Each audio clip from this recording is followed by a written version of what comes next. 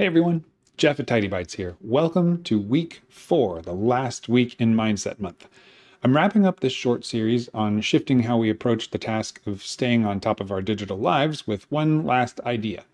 You've no doubt heard it before, and you might even believe it already, but I'm going to cover it anyway since repetition helps with this kind of thing, and maybe my presentation will resonate where others haven't. Here's the idea.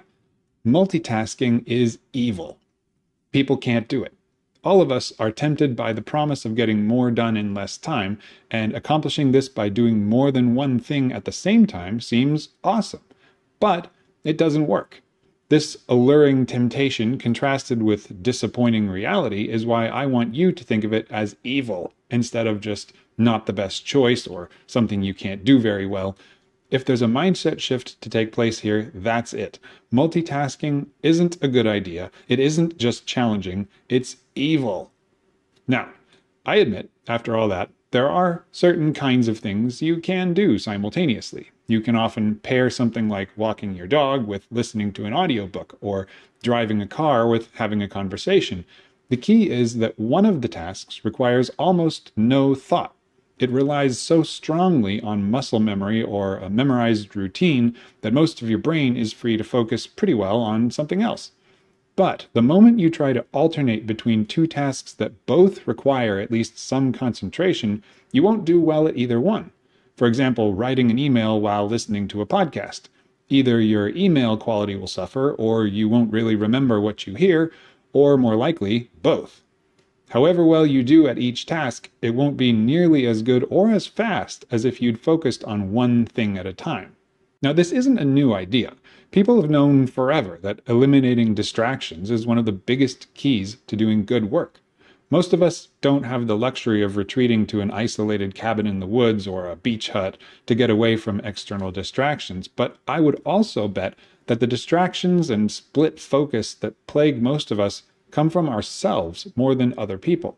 We lack the internal discipline to stay on a single task for very long. Or we try to do too many things and hop between tasks, believing that we'll ultimately get more done that way. But no, we can't do it.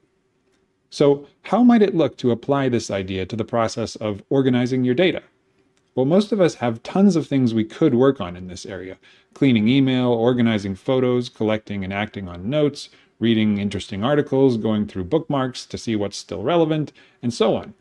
In the last 3 weeks, we covered the idea that you can't do everything, and that's okay.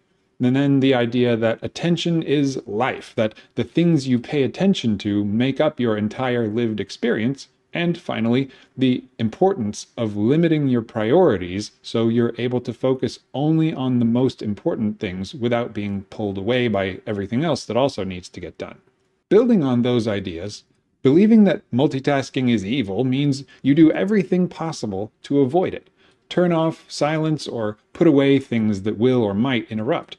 Close apps, programs, tabs, and windows that are unrelated to what you want to focus on, and use any other tricks that work for your brain type to keep your attention on the one thing you want to do.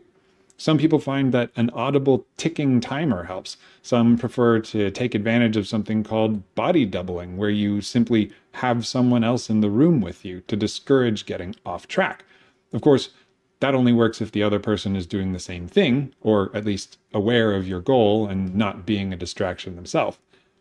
It takes more than sheer willpower to overcome the tendency to get distracted easily or to shift between tasks.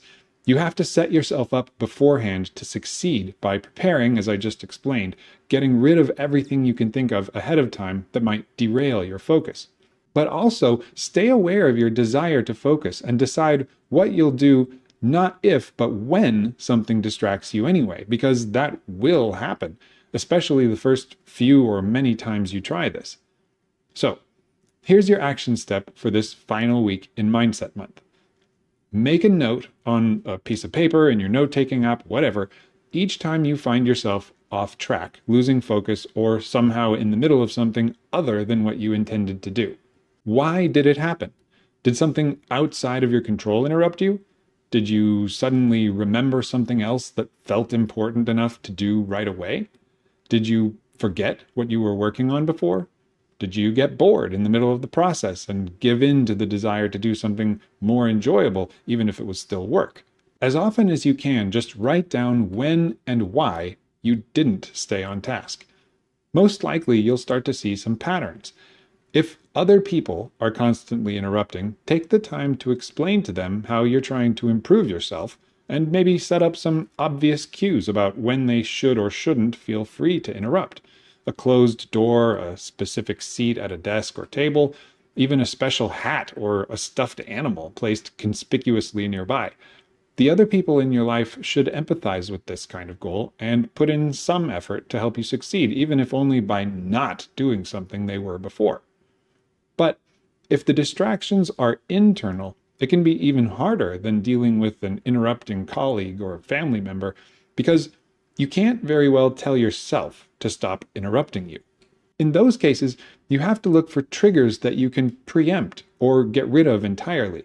For example, having your phone on your desk can be a huge distraction all by itself, even if it's on silent, because sometimes the screen lights up when new things happen. Even if it's not configured that way, just having it within reach makes you much more likely to impulsively pick it up and do something. Try physically moving it to the other side of the room. It's still readily available, but you can't impulsively do anything with it. Product and app designers know how valuable your attention is, so they do everything they can to obtain it. Remember this and put up whatever guardrails you need to retain control. You choose what to look at and when and for how long. If your phone is distracting you, put it somewhere else. If you can't for some reason, uninstall the apps that distract you, or use something like 1sec to interrupt the impulsive pickups while letting the productive ones happen. If you're on a computer, there are apps like Freedom that help you avoid time-sync websites and applications outside of specific hours, and tools like Rescue Time that help you figure out where your time actually goes. I use an app called Obsidian for all of my note-taking and writing, and when I really need to focus, I actually use 3 mechanisms to cut out distractions. One is a plugin called Steal, which dims everything but the active paragraph. Another is a plugin called ProZen, which hides everything in Obsidian except the active note. And the third is a feature of the Display Fusion app on Windows, which drastically dims any monitors other than the one with the active window. I've actually got 3 of them. These 3 things together really do make it easier to avoid distractions. All kinds of tricks and tools exist to help us stay focused and stay on task and keep attention-grabbing distractions away. But one of the best ways to start figuring out what might help in your case is to pay attention to what gets you off track. You might even find some easy solutions that make a notable difference, even if they aren't perfect. So, to recap this last week of Mindset Month here in Tidy 24, your action step is to make a note each time you realize you're not focused on what you wanted to be. Write down what you meant to be doing, what you were doing instead, and, if you can, why you changed tasks. See if any patterns emerge and look for any way, even unorthodox ones, to interrupt the triggers that pull you away. Thanks for coming along on this digital mindset shifting journey, and I hope some of the ideas help you think in new and useful ways. If you enjoyed this or other Tidy Bites videos, make sure you like and subscribe for more regular digital organization tips. Happy data taming, and I will see you next week.